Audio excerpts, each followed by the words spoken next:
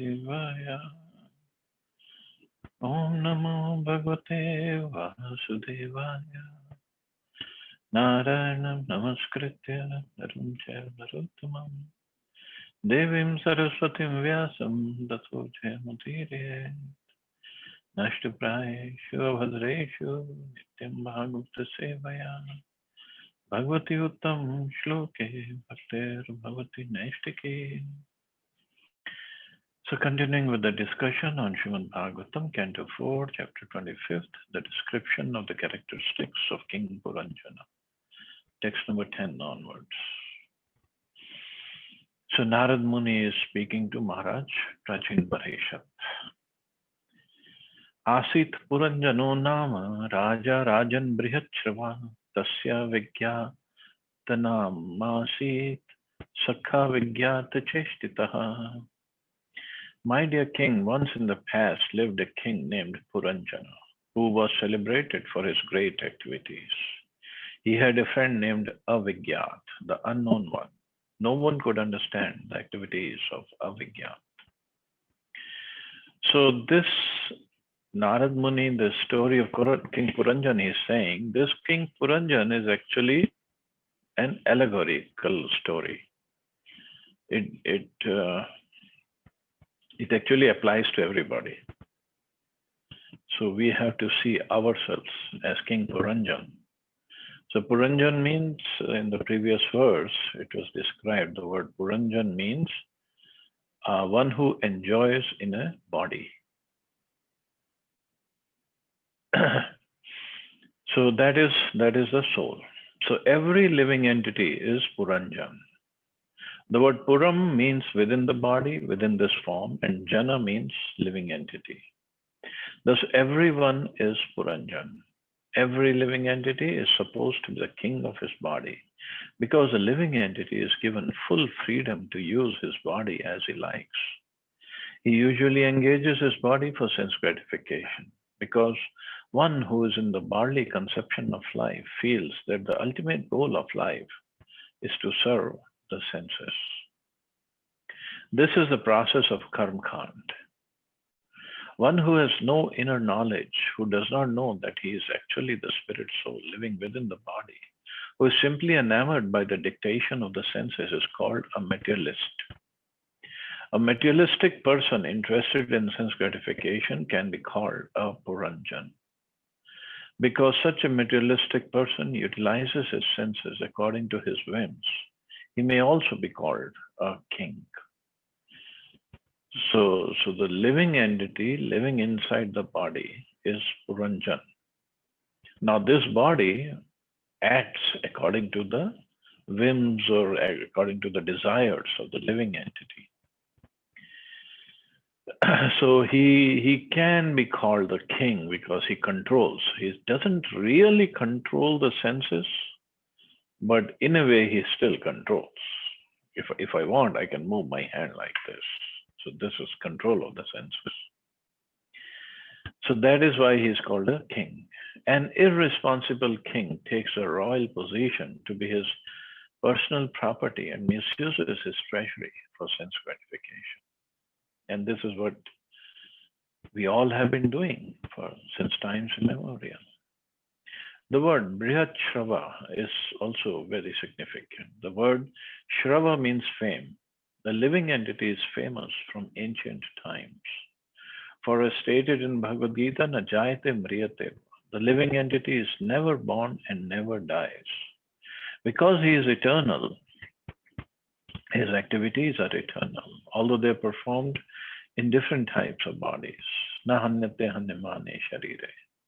He does not die even after the annihilation of the body. Thus, a living entity transmigrates from one body to another and performs various activities. In each body, the living entity performs so many acts. Sometimes it becomes a great hero, just like Hiranyakashipu and Kansa, or in the modern age, Napoleon or Hitler. The activities of such men are certainly very great, but as soon as their bodies are finished, everything else is finished. Then they remain in name only. before a living entity, may be called Brihatshrava. He may have a great reputation for various types of activities. Nonetheless, he has a friend whom he does not know. Materialistic persons do not understand that God is present as a supersoul who is situated within the heart of every living entity. Although the Paramatma sits beside the Jivatma as a friend, the Jivatma or living entity does not know it. Consequently, he is described as Avigyat Sakha, meaning one who has an unknown friend. The word Avigyat Chestita is also significant because a living entity works hard under the direction of Paramatma and is carried away by the laws of nature. Nonetheless, he thinks himself independent of God and independent of the stringent laws of material nature. So the living entity is very powerful, living inside the body, and he's a great person. Sometimes he becomes a great hero because he performs so many great activities. And along with living entity in the body is Avigyat Sakha. Avigyat means unknown. He is the best known person there. But the living entity is so busy in trying to fulfill his desires. He doesn't even look at Super Soul sitting right next to him. Just like in Upanishad, the example is given of two birds sitting on the branch of the tree. One bird is just busy eating the fruits, and the other bird is watching this first bird and witnessing and sanctioning everything that he does, and is waiting for him to turn his attention to this bird B. But he just doesn't. He's just busy, very busy. So that's why, although the second bird is the closest person, closest to that living entity, but he is still avigyat, he is unknown. This individual soul is unbreakable and insoluble and can be neither burnt nor dried. He is everlasting, all-pervading, unchangeable, immovable, and eternally the same. The living entity is Sanatan, eternal, because he cannot be killed by any weapon, burnt into ashes by fire, soaked or moistened by water, nor dried up by air. He is considered to be immune to material reactions. Although he is changing bodies, he is not affected by the material conditions. He is placed in the material conditions and he acts according to the directions of his friend, the Super Soul. And about the friend, it is said in Bhagavad Gita, I am seated in everyone's heart, and from me come remembrance, knowledge, and forgetfulness. Thus the Lord as Paramatma is situated in everyone's heart, and he gives directions to the living entity to act in whatever way the living entity desires. In this life and in his previous lives, the living entity does not know that the Lord is giving him a chance to fulfill all kinds of desires. No one can fulfill any desire without the sanction of the Lord. All the facilities given by the Lord are unknown to the conditioned soul. So that's why the super soul is called avigyat. The living entity, he just doesn't know the Lord is there. And he's giving him a chance to fulfill all kinds of desires. But then, while we are trying to fulfill all kinds of desires, we develop more desires, which might not be fully accomplished and might be completely unaccomplished. So then those desires are left and remaining desires, and then we take another birth, another birth, another birth. So Anvesh Mahana Sharanam Babram Prithvim Prabhu Nanurupam Yada Vindat Abhuts Vimana Eva. King Puranjan began to search for a suitable place to live, and thus he traveled all over the world. Even after a great deal of traveling, he could not find a place just to his liking. Finally, he became morose and disappointed. Mhm. So that is a story with everybody. But here, travel of Puranjan is little different. The traveling of Puranjan is similar to the traveling of the modern hippies. Generally, hippies are sons of great fathers and great families. It is not that they're always poor, but some way or another they abandon the shelter of the rich fathers and travel all over the world. As stated in this verse, the living entity wants to become a Prabhu or master. The word Prabhu means master, but actually the living entity is not a master. He's an eternal servant of God.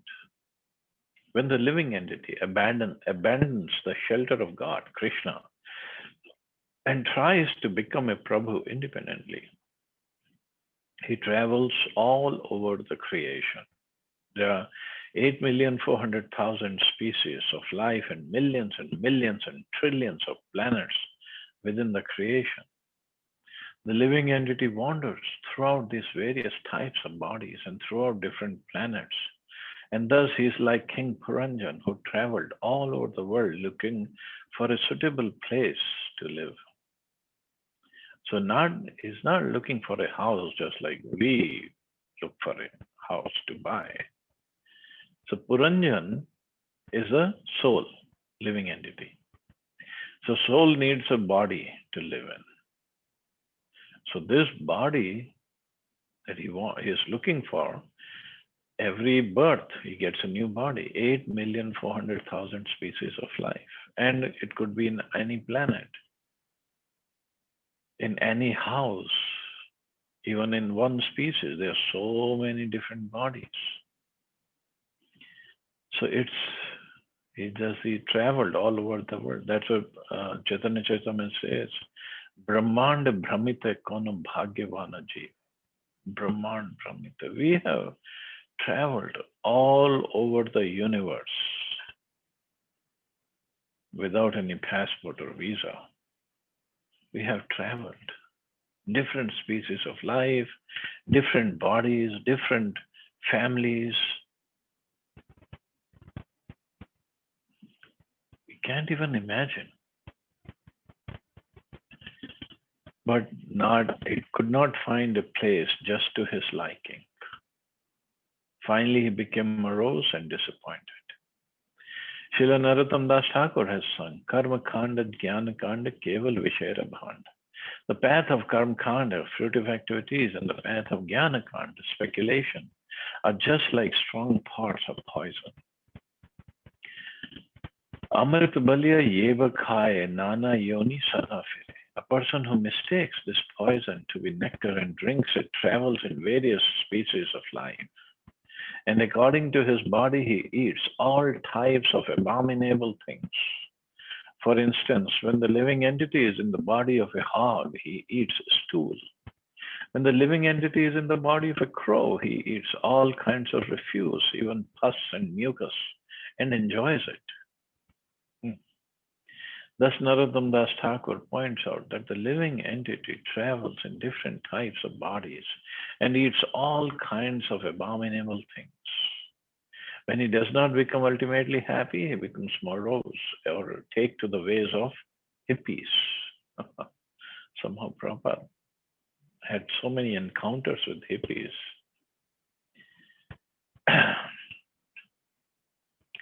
So in every body that we get, there cannot be full happiness. There is none. No matter how rich, how powerful, how beautiful, how intelligent that person be, he cannot be happy.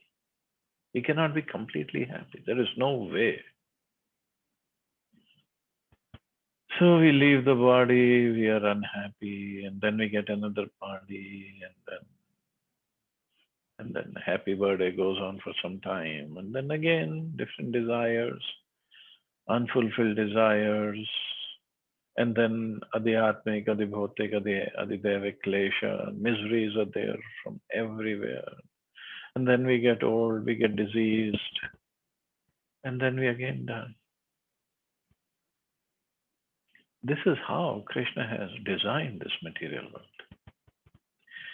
Thus, in this verse, it is said that the king could never find a place suitable for his purposes. This is because in any form of life and on any planet in the material world, a living entity cannot be happy because everything in the material world is unsuitable for the spirit soul. As stated in this verse, the living entity independently wants to become a Prabhu. But as soon as he gives up this idea and becomes a servant of God, Krishna, his happiness immediately begins. Therefore, Srila Bhaktivinoda Thakur sings, Miche Mayara Vashe Yacha Bheshe Kacha Habadubu Bhai. My dear living entity, why are you being carried away by the waves of Maya? The Supreme Lord is situated in everyone's heart, Arjuna, and is directing the wanderings of all living entities who are seated as on a machine made of the material energy. The living entity is carried in the machine of the body through so many species of life on so many planets. Therefore, Bhaktivinoda Thakur asks the living entity why he is being carried away in these bodily machines to be placed in so many different circumstances. He advises that one surmount the waves of Maya by surrendering unto Krishna. Jiva Krishna Das e Vishwas, Karle Aur Dukh Nahi. As soon as we confront Krishna, Krishna advises Sarva Dharman Pariteja. Abandon all varieties of religion and just surrender unto me. I shall deliver you from all sinful reaction. Do not fear. Thus, we are immediately relieved from traveling from one body to another and from one planet to another. Sri Chaitanya Mahaprabhu says, Brahmanda Brahmate Konam Bhagyavan. If while traveling, a living entity becomes fortunate enough to become blessed by the association of devotees and to come to Krishna consciousness, his real life actually begins. This Krishna consciousness movement is giving all wandering living entities a chance to take to the shelter of Krishna and thus become happy. So the real happiness is in bhakti. Real happiness is in understanding our relationship with Krishna and working on that relationship. That is real happiness. Otherwise, we can see on TV, on internet, everywhere there is misery. Everywhere there are chaos, fightings, cheatings. It's going on all over the world.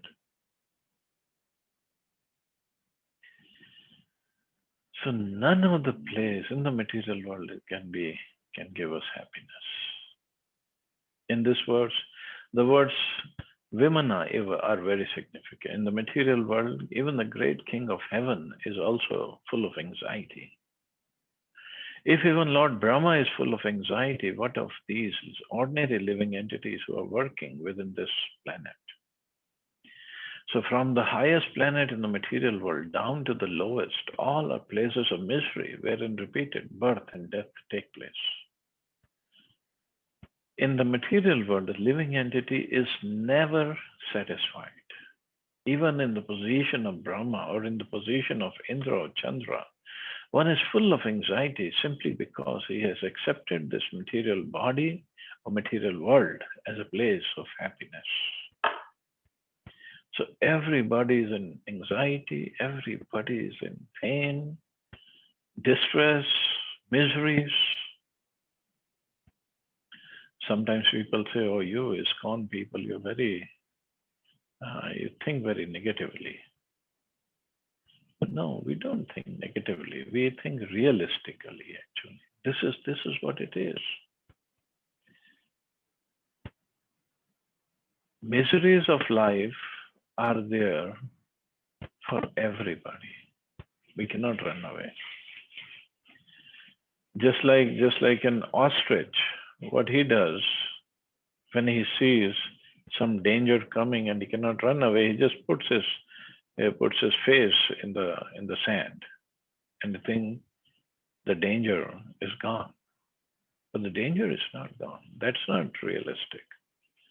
We have to face the danger. We have to know the danger is there. So now the point is either we put our face in the sand and think the danger is gone, or we all are going to die. That's for sure. But we can ensure that there is no next birth. And just imagine the position right now is so disturbing, so miserable.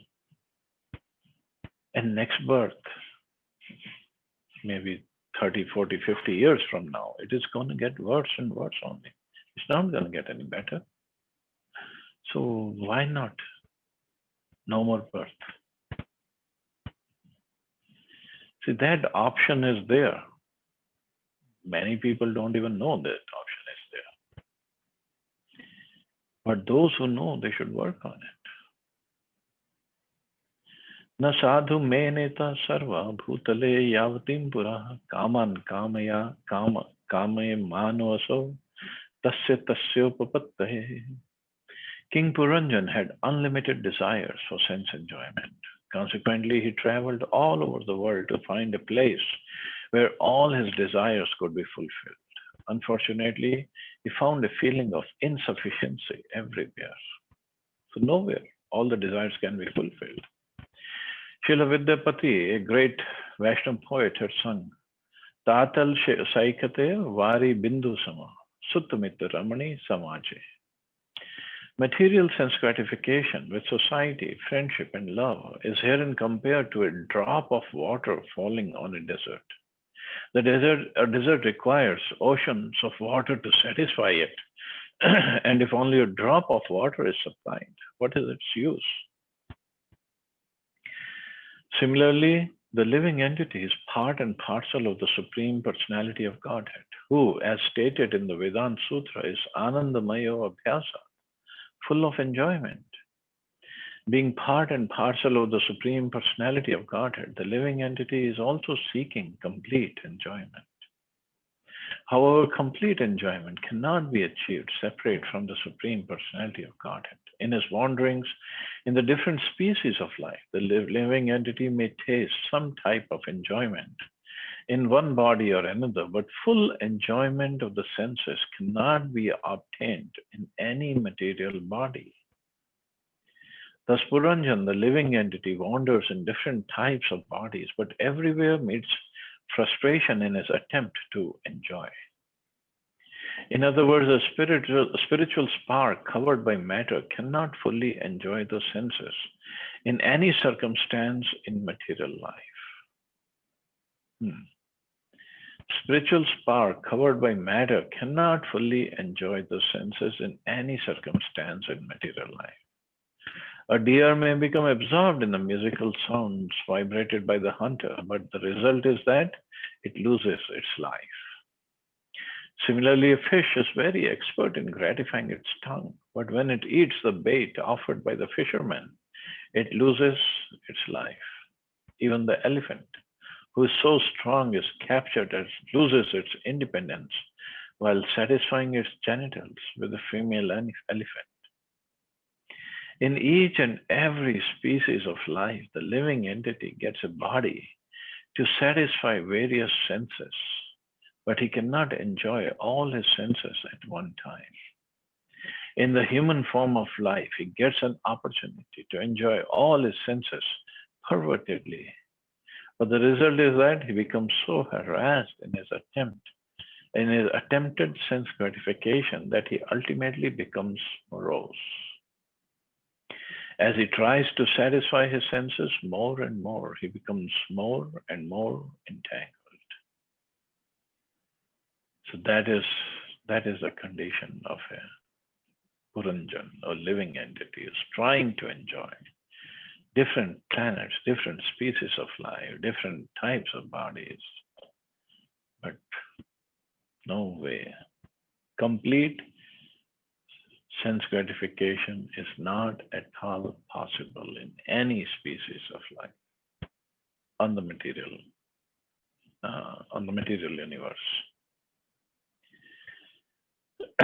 So that's why he remains morose and And the shloka says, unfortunately, he found a feeling of insufficiency everywhere. That is our story of life. So no where, no way, no how we can find the pleasure or the enjoyment. There's no way. But we are so stubborn, we still keep on trying. Because if we don't, then everybody will say, this is material world. You have to try. We are trying to fight a losing battle. That's all we are trying. But rather, in bhakti,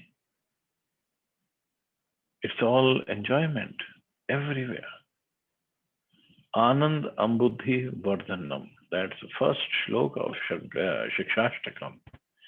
This Shri Krishna Sankirtanam, it gives words Anand Ambudhi. Ambudhi means an ocean. So ocean of pleasure, which is always increasing, Vardhanam. That's what bhakti does. So we have to just dive deeply into this chanting of the holy names, reading Prabhupada's books, serving, hearing, and this gives the ultimate pleasure. That's what the soul is hankering for. Anyway, we'll stop here. See anybody has any questions or comments.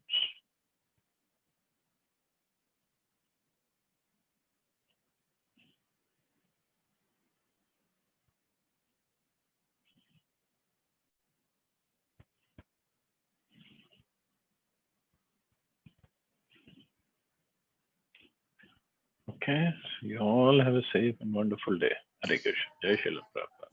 Hare Krishna, Jai Srila Thank you very Prabhupada. much. Thank you, Jai Prabhupada. Srila Prabhupada.